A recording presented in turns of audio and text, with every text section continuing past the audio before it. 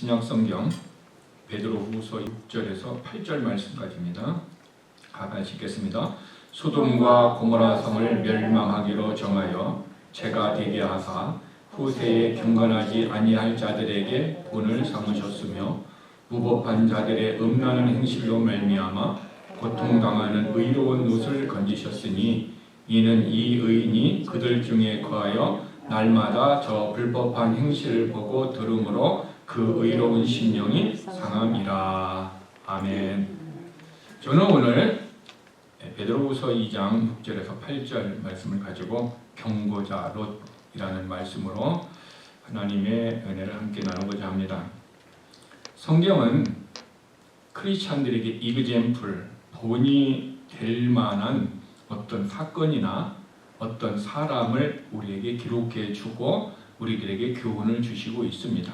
그런데 이그젬플, 본이 될 만한 사람들이 특별히 신실한 믿음의 삶을 살았던 사람들을 통해서도 본을 주시기도 합니다.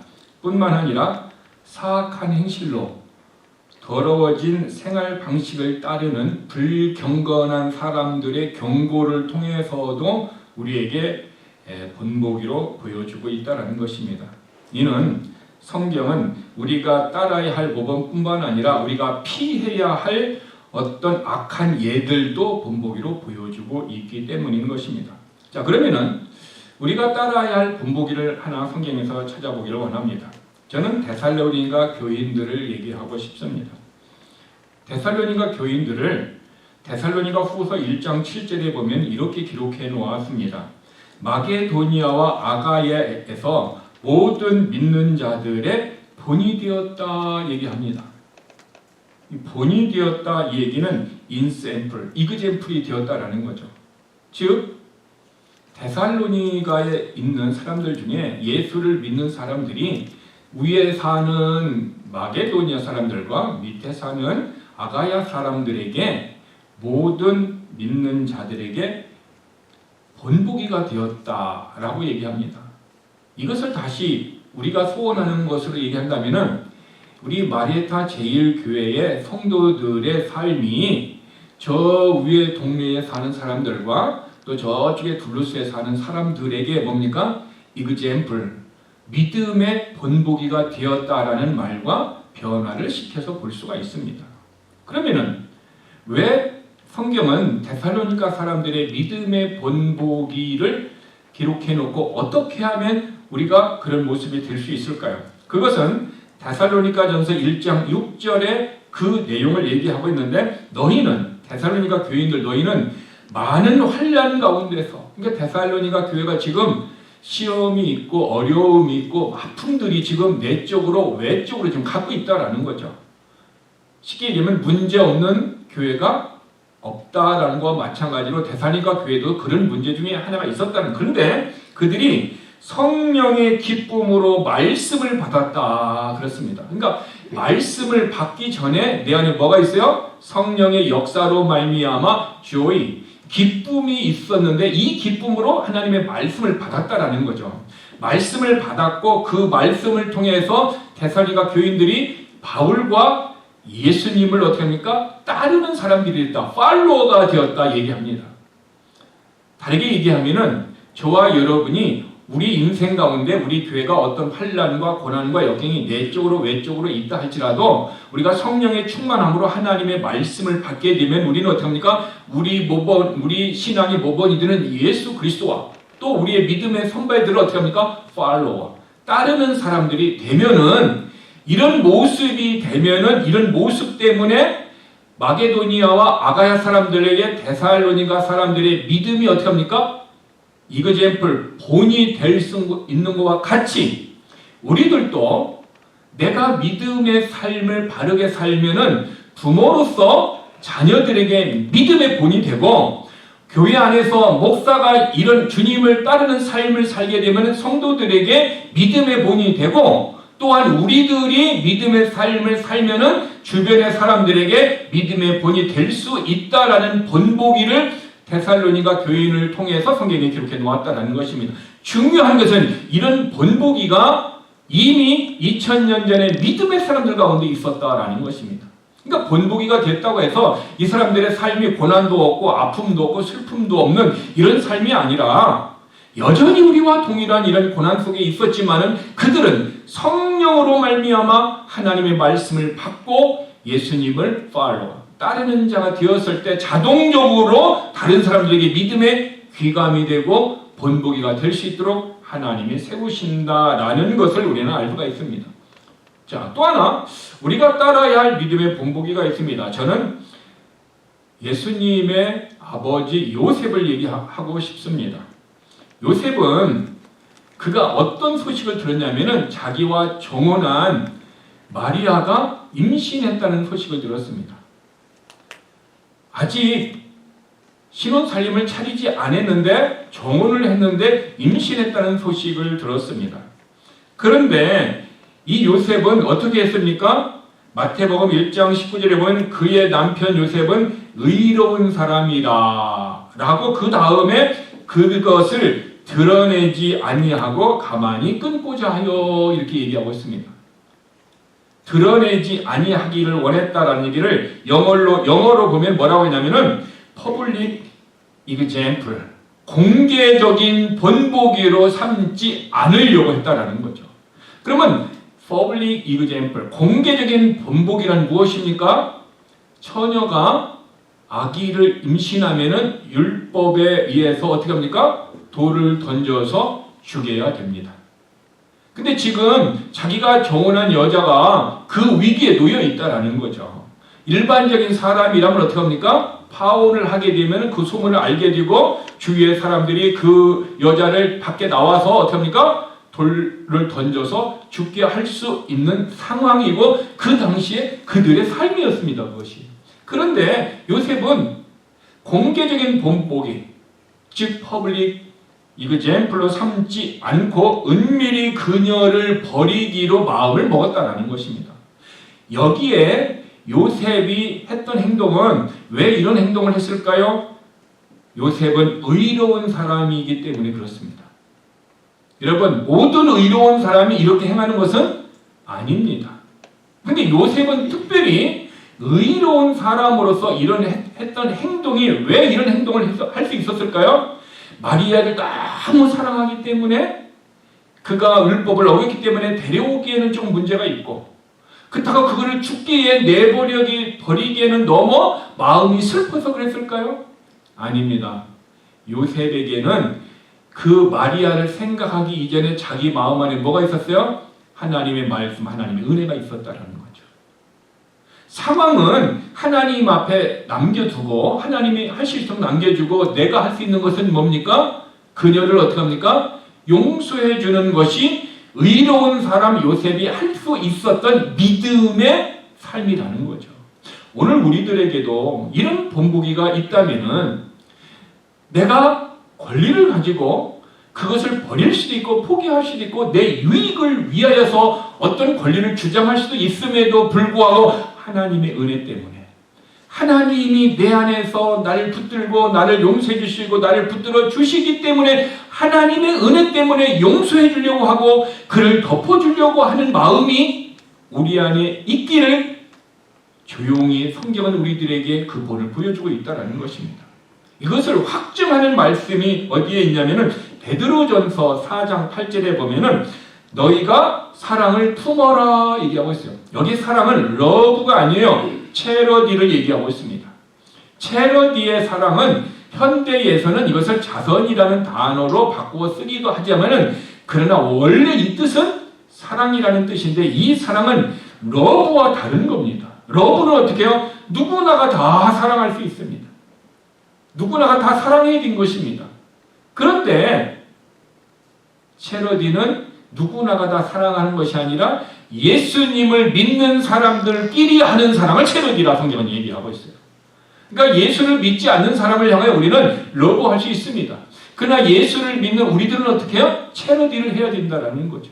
그래서 체러디를 해야 되는 우리가 너의 몸을 불사르게 내어 줄지라도 너의 전 재산을 어떻게 내어놓는다 할지라도 체러디가 없으면 내게 아무 유익이 없다. 그러므로 예수 그리스도의 사랑을 가진 사람들이 그 사랑을 품게 되면 어떻게 합니까? 베드로전서 4장 8절에 허다한 죄들을 덮어준다라는 거예요. 바로 요셉이 그의 허물을, 죄를 어떻게 합니까? 덮어줄 수 있는 하나님의 사랑과 은혜가 있었던 것을 우리는 알 수 있다는 것입니다. 그러므로 우리 교회에서도 우리의 성도들의 삶이, 우리들의 가정과 우리들의 인간관계에서 정말 그 사람이 나에게 어떤 원수와 같은 모습이라 할지라도, 그런데 그 사람이 예수를 믿는 사람이라면, 그가 하나님의 자녀라면 우리는 어떻게 해요? 내 안에 사랑이 있는 사람은 그 사람의 죄를 어떻게 해요? 커버할 수 있어요. 덮어줄 수 있어요. 그러나 동일한 크리스찬이라 할지라도 내 안에 사랑을 품지 않고 내 안에 사랑이 없는 사람은 동일하게 어떻게 해요? 눈은 눈으로, 이는 이로 갚아야 된다라는 율법을 따라서 어떻게 해요? 그 사람을 정죄하고 판단하고 그 사람의 사랑을 덮어주지 못한 것입니다. 즉 문제는 상대에게 있었지만 사랑을 덮어주는 것은 그 사람에게서 나온 것이 아니라 누구에서 나와요? 문제가 없는 나에게서 나온다라는 것입니다. 그러므로 저와 여러분의 삶이 체러디를 품어, 사랑을 품어서 우리 교회가 다른 사람의 허물을 덮어줄 수 있는 요셉의 본보기적인 믿음과 그 사랑이 우리 안에 있다면 우리도 가능하다? 불가능하다? 가능하도록 하나님이 역사하시는 것입니다. 자, 요셉은 그 사실을 알았어요? 처음에는 알았어요? 몰랐어요? 몰랐습니다. 그래서 은밀히 그녀를 버리려고 했던 거죠. 마음으로 이렇게 버리려고 했던 거죠. 근데 요셉의 마음을 누가 알았어요? 하나님이 알고, 하나님이 그에게 누구를 보냈어요? 하나님이 천사를 보냈다는 거죠. 천사를 통해서 요셉에게, 의로운 요셉에게 어떻게 합니까? 천사가 자기에게 지시한 대로 마리아 데려오기를 어떻게 합니까? 그는 지체하지 않고 망설이지 않았다라는 거죠. 이미 의로운 사람 요셉이 천사의 말을 하나님의 말씀으로 받고 즉시 행함으로 옮겼다라는 것을 알 수가 있습니다. 그래서 곧 바로 데살로니가 교인들이 믿음의 행위와 사랑의 수고와 소망의 인내를 통해서 그들이 주님을 따름으로 말미암아 다른 사람들에게 신앙의 믿음의 이그젠플이 되었듯이 바로 저와 여러분의 삶에서도 이 요셉과 같은 어떻게 합니까? 믿음의 행위와 사랑의 수고와 소망의 인내를 우리에게 갖는다면은 이것이 뭡니까? 진정한 믿음의 삶이고 사랑의 삶이고 소망을 둔 우리의 삶이라는 것입니다. 그런데 이것은 아무나 가능한 것이 아니죠. 누구에게만 가능한 것입니까? 내 안에 무엇이 와야 가능합니까? 믿음이 와야 가능한 것입니다. 이 페이스의 믿음이 와야 그 믿음으로 살고 믿음으로 행하고 그 믿음으로 우리의 삶이 이끌어지는 거죠. 근데 에베소서 2장 8절에 보면 이 페이스는, 믿음은 하나님의 선물이라는 거죠. 내가 예수 그리스도를 믿을 때에 하나님의 선물로 믿음을 내 안에 주시는 거예요. 그러므로 여러분 안에 페이스, 예수 그리스도의 믿음이 있으시면 아멘 하시길 바랍니다. 그러면 우리는 어떻게 해요? 그 믿음으로 살아가는 거예요. 그럼 믿음의 출처, 근거는 뭐죠? 하나님의 말씀이에요. 그러므로 저와 여러분이 말씀으로 살면 하나님은 믿음으로 살았다라고 인정해 주시는 거예요. 그래서 히브리서 11장의 사람들도 믿음으로 노아는 믿음으로, 아브라함은 믿음으로, 모세는 했을 때 그들이 믿음으로 살았다라고 성경에 기록해 놓은 것은 그들이 하나님의 말씀을 받고 말씀으로 살았던 것을 믿음으로 살았다 얘기합니다. 그러므로 우리가 믿음으로 살고 믿음으로 행하는 것은 쉽습니까? 어렵습니까?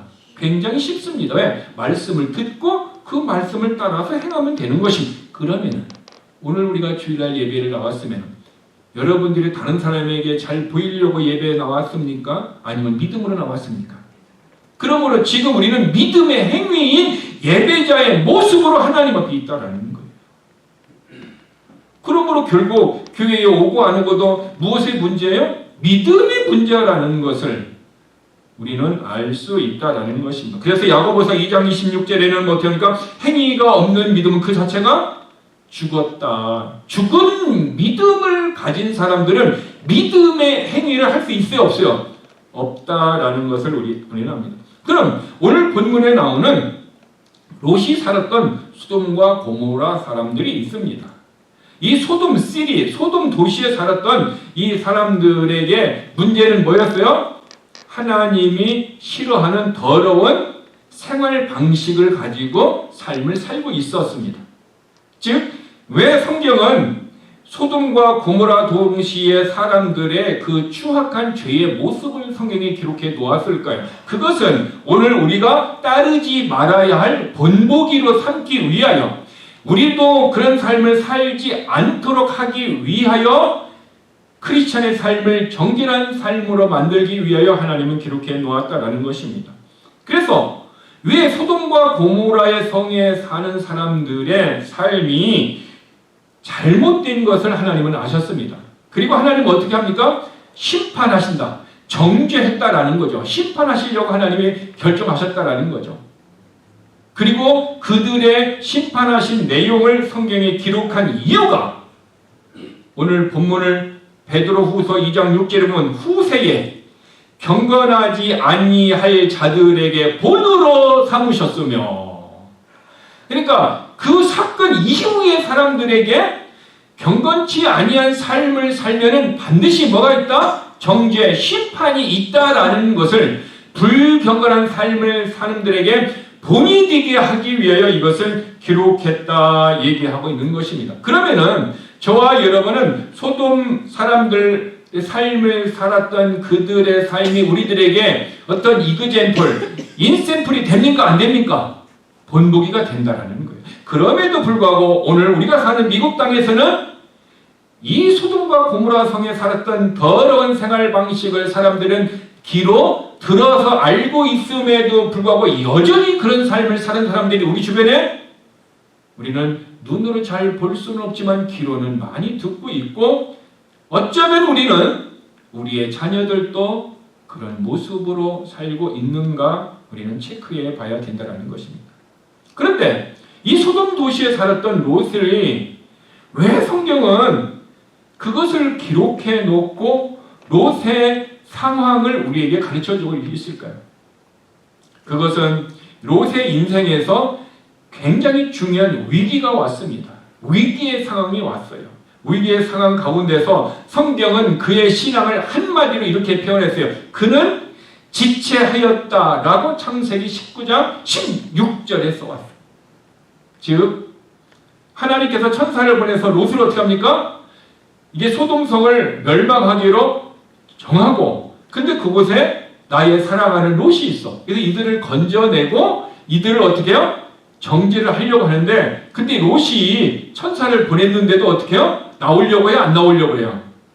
안 나오려고 한다라는 거죠. 그래서 성경은 그는 지체하였다, 망설였다 얘기하고 있어요. 자꾸 거기에 머물고 싶어하는 모습이 있었다라는 사실인 것입니다. 즉 지체하였던 롯은 오늘 진실한 크리스찬들에게 한 가지 주의를 주고 있는 것입니다. 그것은 신실한 신앙인으로서 성결함을 따르고자 한다면은, 다시 얘기해서 하나님의 말씀을 듣고 믿음으로 살려고 하는 자들에게는 한마디로 롯의 신앙과 같이 지체해서는 안 된다라는 것을 우리에게 가르쳐주고 있다는 거죠. 그러면 우리는 롯은 소돔성에서 지체를 했어요. 결정을 내리지 못하고 있다는 거죠. 오늘 우리들의 삶에서도 우리는 어떻게 합니까? 결정을 내리지 못하는 모습들이 있습니다.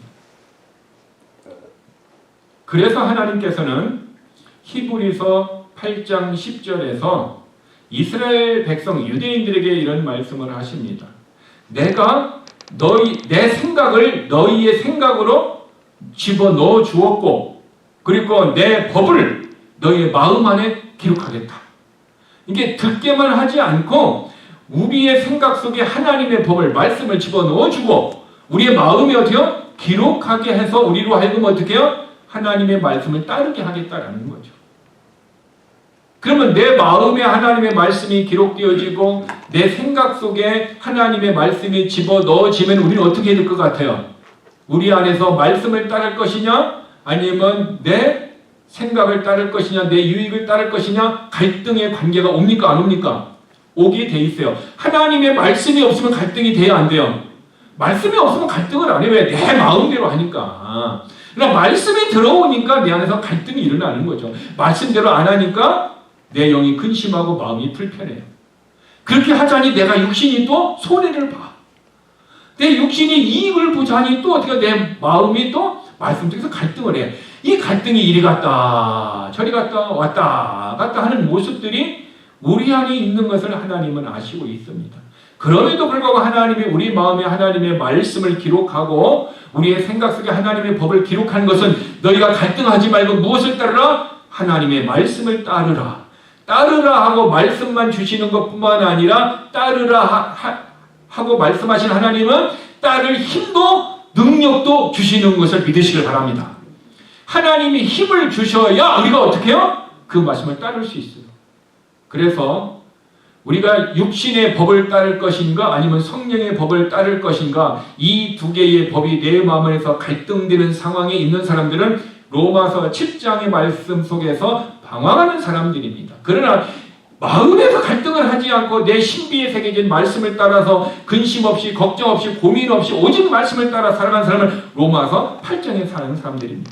여러분은 지금 로마서 7장에 살고 있습니까? 갈등하는 모습이 있습니까? 아니면 로마서 8장에서 이제는 내가 정죄함이 없다 자유하면서 사는 8장에 살고 있습니까? 여러분 스스로 여러분이 한번 여러분의 마음을 결정해 보시기를 바랍니다.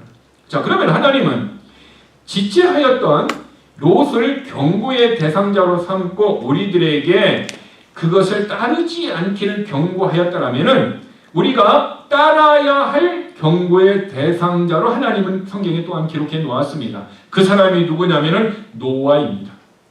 이 경고라는 얘기는 영어로 얘기하면 워닝을 주소. 워닝. 하나님이 노아에게 뭘 줬어요? 워닝을 주었다라는 것입니다.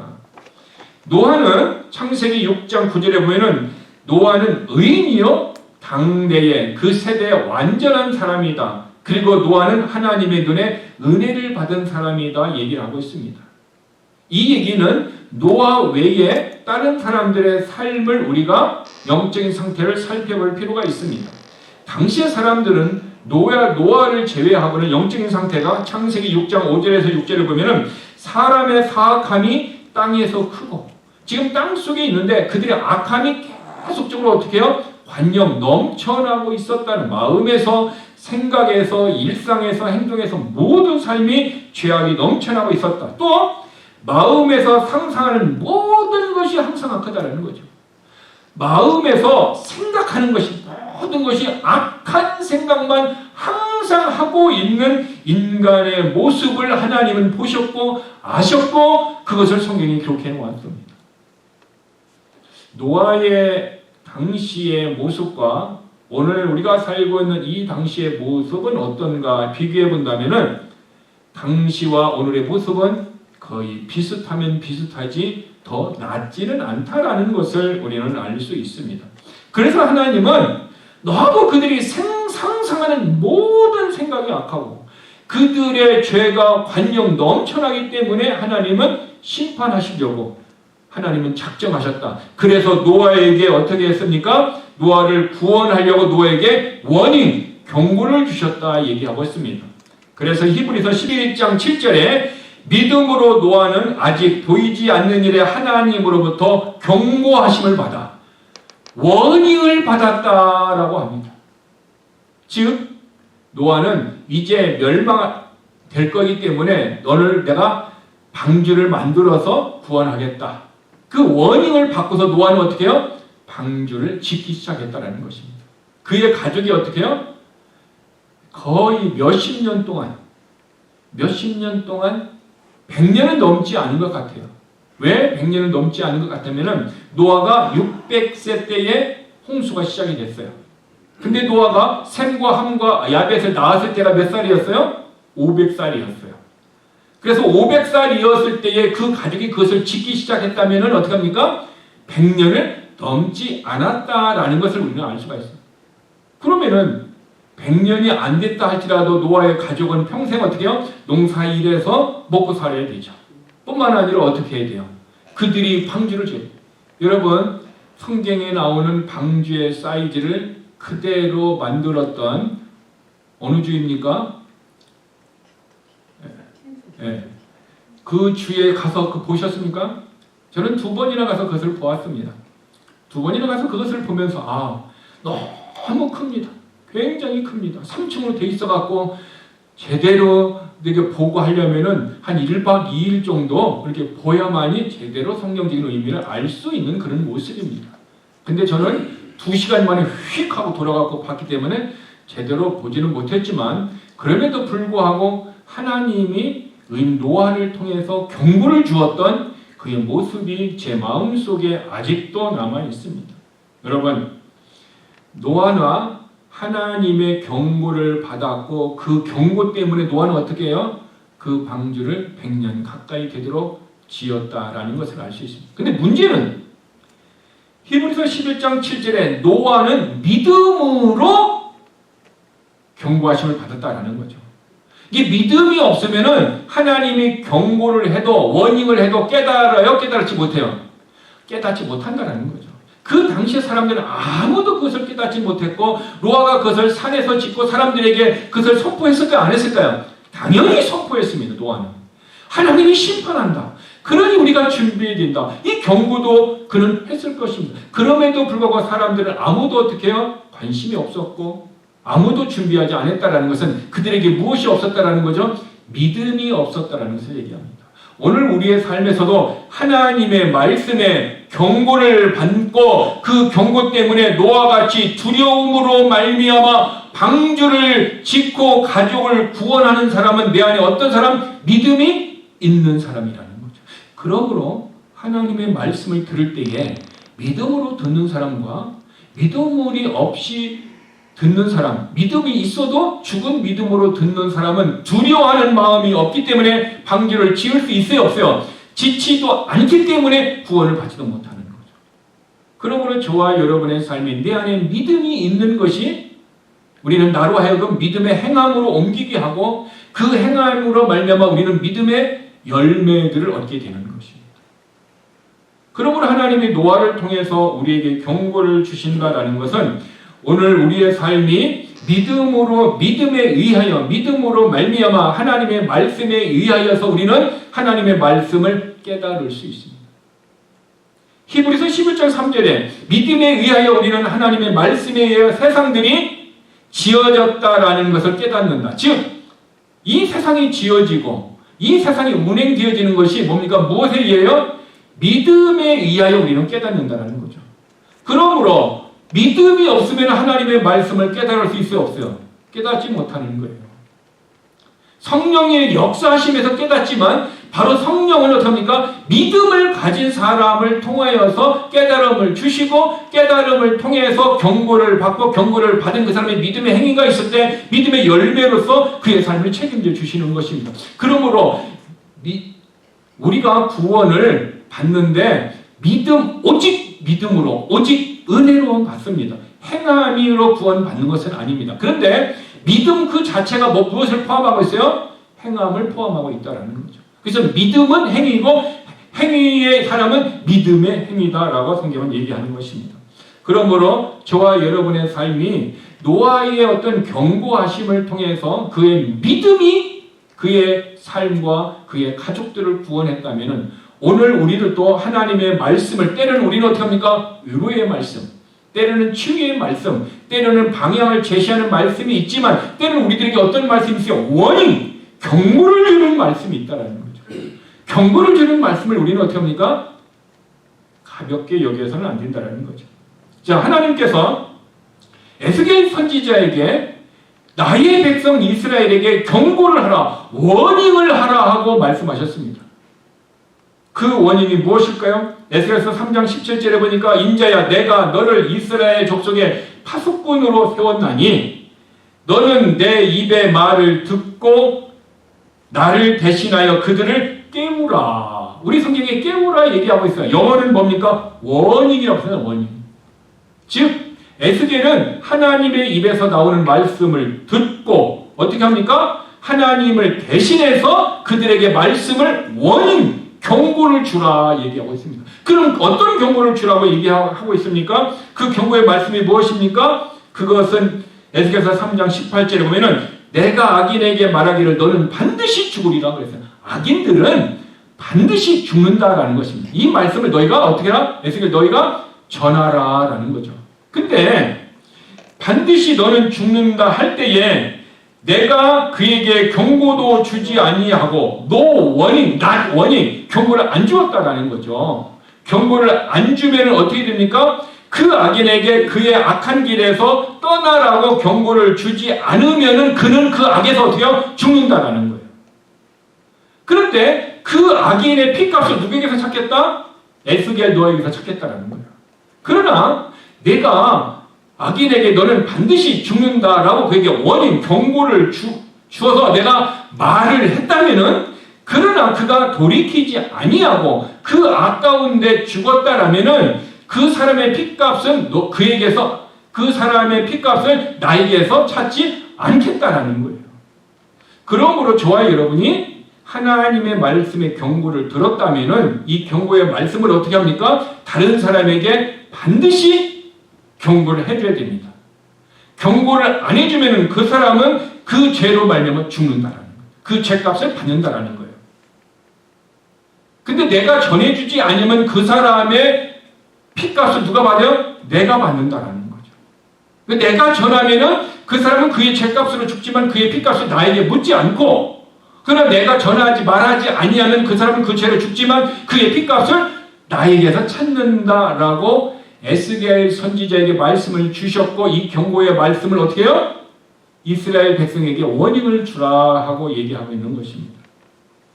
여러분, 우리는 왜 아직 예수 그리스도를 알지 못하는 믿는 사람들에게 경고를 줘야 합니까? 무슨 경고입니까? 예수를 믿지 않으면 어떻게 한다? 지옥에 간다는 거죠. 그리고 예수를 믿을 때에 너는 지옥에서 건져냄을 받고 천국으로 간다라는 그들에게 원인을 주라는 거예요. 만약에 저와 여러분이 우리의 자식들이 아직 예수를 믿지 않는 사람이 있다면 우리는 이 말씀 앞에 그들에게 원인을 주어야 됩니까? 안 줘야 됩니까? 주어야 됩니다. 근데 원인을 안 줬어요. 그러면 그들은 어떻게 합니까? 그들의 죄값을 말면 지옥에 가는 거죠. 그러면은 그들이 지옥에서 천국에 있는 우리들에게 뭐라고 할 것 같습니다. 어머니 참 잘했어요. 내가 지옥 가는 일에 어머니께서 그 원인을 주지 않아서 참 잘했습니다 하고 어머니를 칭찬할 것 같습니까? 아니면은 왜 내가 지옥에 가는 것을 알고 있음에도 불구하고 나에게 원인을 주지 않고, 아니면은 내가 어떻게 해요? 멱살이도 잡고 내가 교회를 끌고 와서 복음을 듣고 하나님의 사람으로 인도하도록 나를 강권하여 왜 그렇게 하지 않았습니까? 라고 원망을 할 것 같습니다. 그래서 우리는 그들의 원망을 듣지 않기 위해 지금 우리는 어떻게 합니까? 우리의 가족들에게, 아직 예수를 믿지 않는 사람들에게 원인을 줘야 합니다. 여러분, 이 말을 가볍게 여기지 마세요. 우리의 생명이 언제 끝날지 모릅니다. 또 하나, 목사는 왜 성도들에게 듣기 싫다고 하는 경고의 말씀을 전해야 합니까? 어떤 분은 설교를 듣고 부담이 있다고 합니다. 어떤 분은 설교 듣고 마음이 불편하다고 합니다. 그래서 교회를 안 나오는 분들도 있습니다. 그럼에도 불구하고 목사는 그들의 마음을 편하게 해주고 릴렉스하게 해주고 재밌는 얘기를 통해서 그들이 어떤 강연과 평안한 어떤 모습을 통하여 설교를 인도하지 않고 왜 하나님의 말씀을 통하여 그들에게 경고를 주어야 합니까? 도대체 교회는 왜 믿는 크리스천들에게 하나님의 말씀을 통해 원인을 주어야 합니까? 그 이유가 무엇입니까? 우리는 그 답을 골로새서 1장 28절에서 알 수가 있습니다.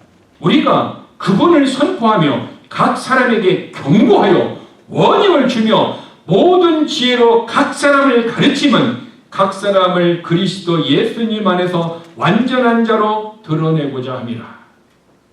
원인을 통해서 하나님의 말씀을 통하여 그들을 하나님의 지혜로 가르치는 이유가 있다면 그 사람을 예수 그리스도 안에서 어떻게 합니까? 완전한 자로 세우고자 하시는 하나님의 뜻이 있기 때문인 것입니다. 내가 크리스찬이라면은 내가 내 안에 영이 성령이 있고 크리스찬이라면 성령의 인도하심 따라 살지 않고 내 마음대로 살아가는 크리스찬도 있습니다. 이 사람을 성경은 육신적인 크리스찬이라 얘기하고 있습니다. 그러나 어떤 사람은 내 안에서 성령의 역사하심 따라 말씀을 따라 순종하며 말씀을 따라 살려고 고난 가운데서 환난 가운데서 손해를 보는 가운데서 하나님의 뜻을 따라 살아가려 하는 사람들이 있습니다. 이 사람들은 성경은 영적인 사람이라 얘기하고 있는 것입니다. 저도 과거에 보면은 육신적인 사람으로 많은 시간들을 살았음을 저는 알고 있습니다. 그런데 왜 내가 육신적인 시간들을 많이 살고 있음에도 불구하고 여전히 영적인 삶으로 회복되지 못하고 성장하지 못하고 그런 모습으로 가지 못하는가? 지나간 과거의 삶을 되돌아보면은 한 가지였습니다. 내 영이 하나님의 말씀의 양식이 없었다는 거예요. 내 몸은 헌신을 했습니다. 부엌에서 김밥도 말아보았고 설거지도 해보았고 청소도 해보았고 모든 교회의 일들을 어떻게 합니까? 젊은 시절에 다 헌신을 해보았습니다. 그럼에도 불구하고 아침 6시부터 밤 9시까지 교회 안에서 그렇게 헌신하고 수요일도 금요일도 그렇게 헌신하고 토요일도 헌신임에도 불구하고 여전히 내 영은 권고함이 있었다라는 것을 저는 압니다. 제 과거의 삶에 그것이 있었습니다. 근데 그것이 영이 권고하다는 의미를 저는 몰랐습니다. 그냥 속이 허하다, 속이 허전하다라는 표현 방식밖에 없었습니다. 근데 나중에 깨달았습니다. 한국 사람들이 얘기하는 속이 아프다, 속이 쓰리다, 속이 슬프다 이 얘기가 영이다라는 것을 알았어요. 이 영이다라는 성경적인 단어가 일반적으로 우리 한국 사람들에게는 영이다라는 스핏이라는 단어가 일반적으로 쓰지 않는 단어입니다. 근데 우리 조상들은 그것을 어떻게 해서 속이 아프다, 속이 쓰리다, 속이 힘들다라고 표현을 했어요. 그것이 영이다라는 것을 얘기합니다. 그러니까 영은 슬픔이 있고 영은 고통이 있고 영은 아픔이 있는 거예요. 그게 저는 영이 그런 모습이었어요. 그런데 생각해 보면은 영이 그런 이유가 뭐예요? 풍부한 영의 양식을 먹지 못했다라는 거예요. 주일 설교도 들었습니다. 수요 설교도 들었습니다. 주일도 아침, 저녁, 수요, 금요 예배 말씀을 들으면 그것이 내 영을 충족하게 할 수 없었다라는 거예요. 그리고 또 하나는 그렇게 말씀을 들었는데도 불구하고 내가 일주일에 3번, 4번을 말씀을 들었잖아요. 그럼에도 불구하고 내가 영이 풍성하지 못한 이유는 하나님의 말씀이 내 안에 들어올 때 누가 뺏어갔어요? 마귀가 빼앗았다라는 거예요. 마귀에게 빼앗겼어요. 그래서 말씀이 없는 거예요. 또 하나, 세상의 염려, 근심, 걱정이 내 안에 어떻게 해요? 꽉 차니까 말씀이 뿌려졌는데 이게 빼앗기지는 않았는데 이게 자라다가 어떻게 해요? 가시덤불에 말미암아 어떻게 해요? 염려, 근심, 걱정이 나 몸이 아파, 내 진로를 어떻게 해야 돼, 내 인생 어떻게 해야 돼, 이런 염려, 근심이 이것이 말씀이 자라나지 못하게 해서 죽어버려요. 그래서 내 안에 영이 곤고했다는 것을 어느 날 알았어요? 누가복음 8장의 말씀을 깨달았을 때 그때 아는 거예요. 결국 내가 속이 힘들고 내 영이 곤고한 것을 하나님의 말씀을 몰랐을 때는 내가 몰랐어요. 그냥 영적으로 드라이한 것만 알았어요. 그러나 말씀을 통해서 내가 깨닫고 난 다음에 내 삶이 이런 모습이었구나. 그러기 위해서 우리는 내 안에 뭐가 있어요? 세상과 염려와 근심과 걱정과 이생의 자랑과 세상의 어떤 정욕들이 내 안에 들어오지 않도록 내가 기도하고 성령의 충만함을 유지할 때 말씀이 들어와서 열매를 맺고 마귀에게 말씀을 빼앗기지 않을 때 우리의 영은 드라이하지 않고 우리의 영은 어떻게 해요? 프레시한 스피릿이 될 수 있다는 거예요. 오늘 저와 여러분의 삶에서 우리가 하나님의 완전한 자로 세움을 받기 위해서는 하나님의 말씀의 원형을 받아야 된다 얘기하고 있어요. 그것이 하나님의 말씀의 지혜로 말미암아 우리가 가르침을 받을 때에 우리가 자랄 수 있는데 문제는 내 안에 세상의 것들이 들어와서 자라지 못하게 하는 것입니다. 근데 우리는 세상의 것을 내 안에 자꾸 품고 있어요? 안 품고 있어요? 나는 참 상처가 많아. 어떤 사람은 상처가 참 많아. 이민 사회에서 상처가 많다고 그래. 이 상처가 아물었는데 또 다른 상처가 또 있어. 또 계속해서 10년 전에도 30년 전에도 힘들고 어려운데 지금도 어떻게 해요? 힘들고 어려워. 상처는 계속해서 우리에게 옵니다. 언제까지 올까요? 죽을 때까지 상처는 와요. 그런데 우리는 어떻게 해요? 상처만 자랑해요. 그래서 이 사람이 내가 책을 쓰면 어떻게 해요? 10권을 쓰겠다 얘기하는 사람들이 얼마나 많은지 몰라요. 상처만 자랑해요. 저는 그런 부분을 사람의 말할 때 마음이 아파요. 상처 때문에 마음이 아픈 것이 아니에요. 그 상처가 치유받지 못하는 영적인 능력이 없는 것 때문에 마음이 아파요. 이제 우리는 어떻게 해요? 상처 때문에 그것 때문에 내가 다른 사람에게 얘기한다면 여전히 내 안에 상처가 있어요? 없어요? 상처가 있기 때문에 이 상처가 말씀이 어떻게 해요? 자라지 못하게 하는 거예요. 그럼 크리스찬들은 어떻게 됩니까? 상처가 났지만 이 상처를 어떻게 해요? 하나님의 은혜로 치유받아서 상처가 뭐가 되네요? 우리에게 흉터로 남아야 돼. 이것을 바울은 예수 그리스도의 흔적을 가졌노라 얘기하고 있어요. 똑같은 상처지만 하나님의 은혜로 그 상처가 치유된 사람들은 하나님의 은혜로 이 상처가 나로 하여금 성장하게 했고 이 상처가 나로 하여금 어떻게 해요? 믿음을 굳건하게 했다라는 그리스도 앞에 나타나시는 뭡니까? 예수 그리스도의 흔적이라는 거예요. 이것이 치유받은 사람이고 이것이 크리스찬이고 이것이 하나님의 말씀으로 원형을 받아서 회복된 사람이다. 그럼 우리는 어떻게 해요? 상처를 자랑하는 사람이 아니라 어떤 사람이 되어야 돼요? 하나님의 은혜로 치유받은 뭐요? 흉터. 성경적으로 얘기하면은 예수 그리스도의 흔적을 가진 이것을 자랑하는 사람이 되어야 됩니다. 그런 사람은 무엇이 있을 때 가능하죠? 나의 영이 하나님의 말씀으로 은혜를 받고 하나님의 경고를 받고 되어 회복되고 치유된 사람만이 그런 간증을 할 수 있고 그리고 부활의 믿음 내가 고통과 연약함이 있다 하더라도 다시 일어나게 하시는 하나님의 능력 너희가 7번 넘어질지라도 8번째 일어나게 하시는 하나님의 부활의 믿음 부활의 능력이 내 안에 있는 사람들은 우리는 교회가 연약하거나 우리의 자녀들이 어떤 고통 가운데 있거나 또 우리의 비즈니스나 우리의 직장에 어떤 어려움이 있다든가 우리는 염려하거나 근심하지 않고 오직 다 누구에게 주님의 말씀에 따라 여호와께 하나님께 맡겨버리면 주님이 우리 안에 있는 염려를 제거해 주시고 시간에 따라서 우리에게 어떻게 합니까? 상처가 예수 그리스도를 증거할 수 있는 흔적으로 우리에게 흉터로 남아있도록 역사하여 주실 줄 믿습니다. 그러므로 저와 여러분의 삶은 하나님의 말씀을 받을 때에 데살로니가 사람들과 같이 사람의 말로 받지 않고 하나님의 말씀으로 받으면 말씀이 내 안에서 되어 말씀은 살아있고 운동력이 있다요. 에너지가 있다는 것. 그 말씀이 내 안에서 역사할 때 어떻게 해요? 그대로 순종하는 거예요. 요셉과 같이 지체하지 않고 바로 마리아를 데려오는 거예요. 노아와 같이 망설이지 아니하고 그 믿음으로 언제 끝날지 모르지만 1년, 2년, 10년, 20년, 30년이 지났다 할지라도 끝까지 말씀을 붙들고 하나님의 정한 시간, 하나님의 그 때가 올 때까지 어떻게 합니까?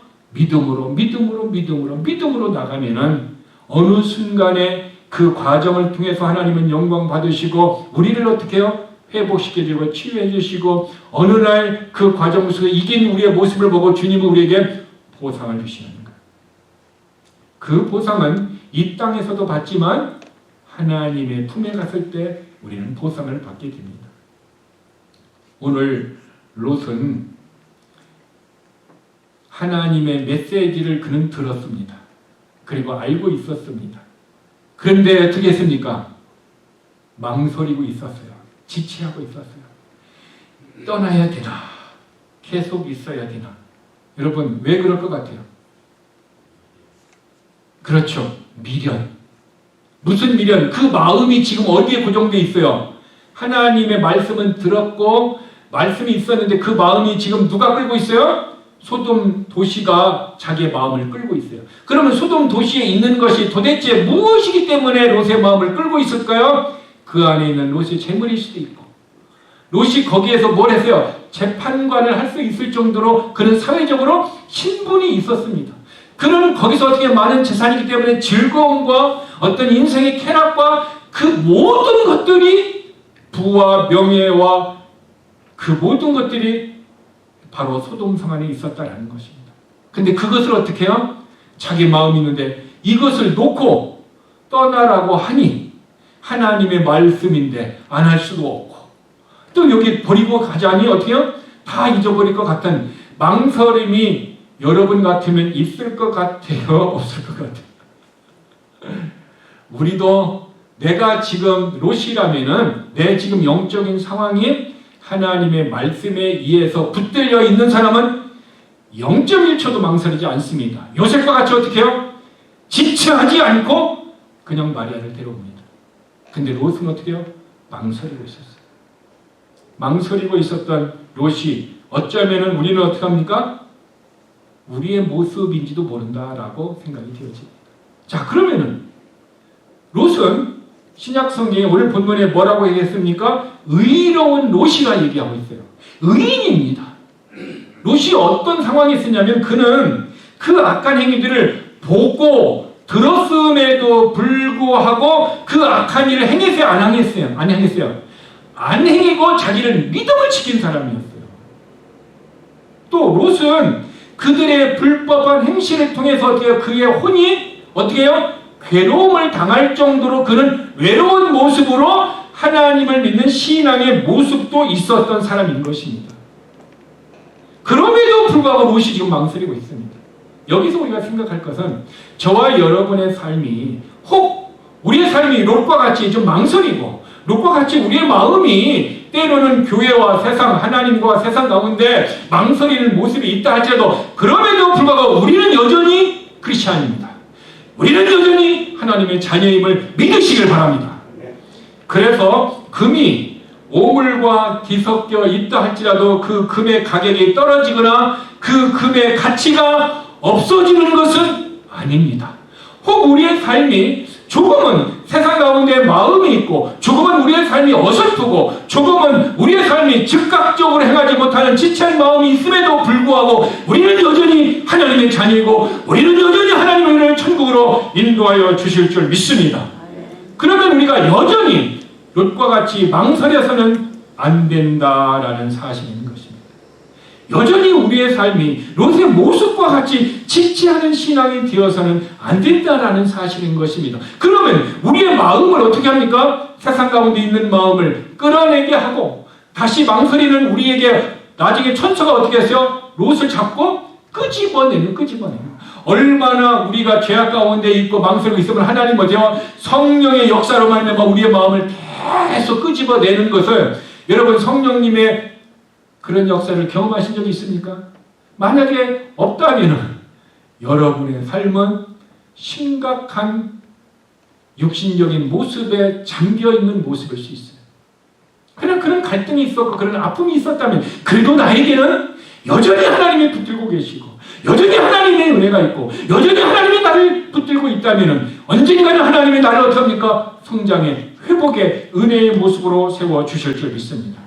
그러므로 롯의 경고를 통해서 주시는 이 하나님의 말씀 우리가 지금 지체하고 있고 지금 망설이고 있다면 우리는 어떻게 합니까? 그곳에서 속히 나올 수 있도록 기도하시고 기도할 때 하나님의 은혜가 임하면 그 은혜에 따라 벌떡 일어나서 믿음으로 발걸음을 옮길 수 있는 그래서 하나님의 사람으로 하나님의 은혜를 입을 수 있는 저 여러분 또 그리고 우리 교회 모두가 되기를 주님의 이름으로 축복합니다. 기도하겠습니다. 롯은 소돔 도시가 멸망한다라는 말을 천사를 통해서 하나님의 말씀을 들었고 알았고 믿었습니다. 그럼에도 불구하고 롯이 지체합니다. 무엇이 롯의 마음을 지체하게 합니까? 어쩌면 롯의 마음은 소돔 도시에 집착하고 있었을 것입니다. 그는 죄로 인한 어떤 즐거움, 편리함, 자신의 재물에 대한 온통 마음이 빼앗겨 있을 수도 있습니다.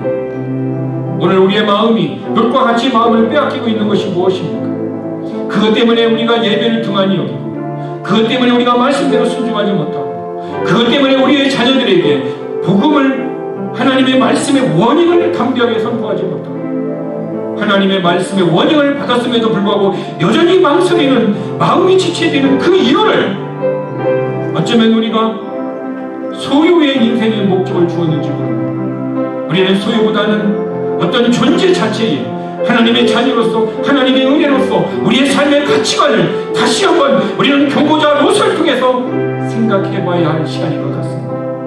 하나님, 우리를 도와달라고.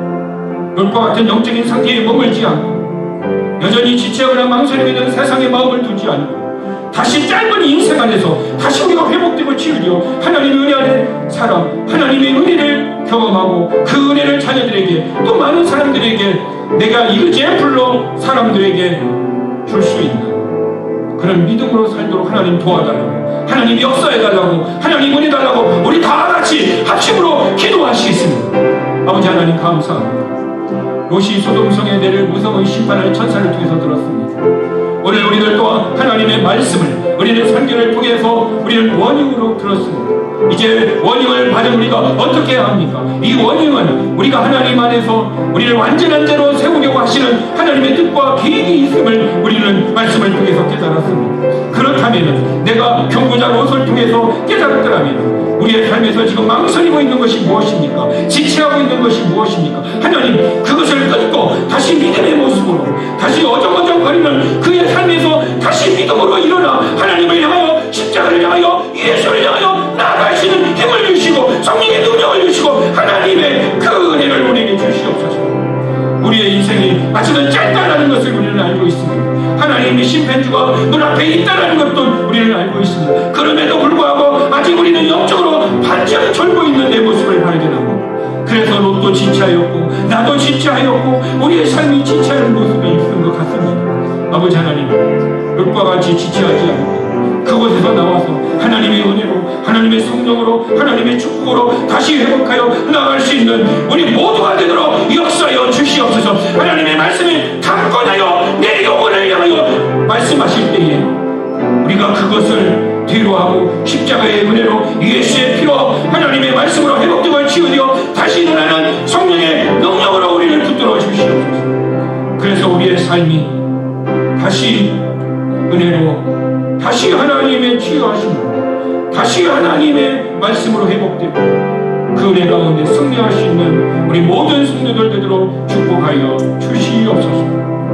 아버지 하나님, 오늘 아버지 하나님 앞에 나올 때 귀한 물질을 가지고 왔습니다. 10의 1조를 드렸고 주일연금을 드렸고 감사금을 드렸고 우리의 몸을 주님 앞에 드렸고 우리의 마음을 드렸고 우리의 기도를 드렸고 우리의 신앙의 고백을 드렸습니다. 받으신 아버지 하나님, 열매가 있게 하여 주시되 30배, 60배, 100배의 열매를 주시되 이 땅에 사는 동안에 하나님 앞에서 하나님의 부유함으로 영적인 열매를 주시고 환경의 부유, 물질의 부유, 문화적인 부유를 통하여 우리를 더해 주셔서 하나님 나라 확장하는 일에 우리를 써주게 하여 주시옵시고, 무엇보다도 우리의 육신의 건강을 더하여 주셔서 우리 연약한 몸을 딛고 일어나서 예배자로 나오게 하여 주시고 믿음으로 나오게 하여 주시고 하나님의 영을 따라 살아갈 수 있는 우리 모든 성도들이 되도록 하나님 축복하여 주시옵소서. 하나님 앞에 드렸던 우리의 모든 것들을 하나님 받아주시고 스데반의 영혼을 받으셨던 하나님, 오늘 우리의 영혼을 받아주시옵시고 그리고 우리에게 열매를 통하여 이 땅에 살아가는 동안 하나님의 자녀로 부끄러움이 없는 삶을 살아가도록 하나님의 신실함, 하나님의 놀라운 긍휼과 은혜를 풍성하게 내려 주시옵소서. 예수님의 이름으로 기도드렸습니다.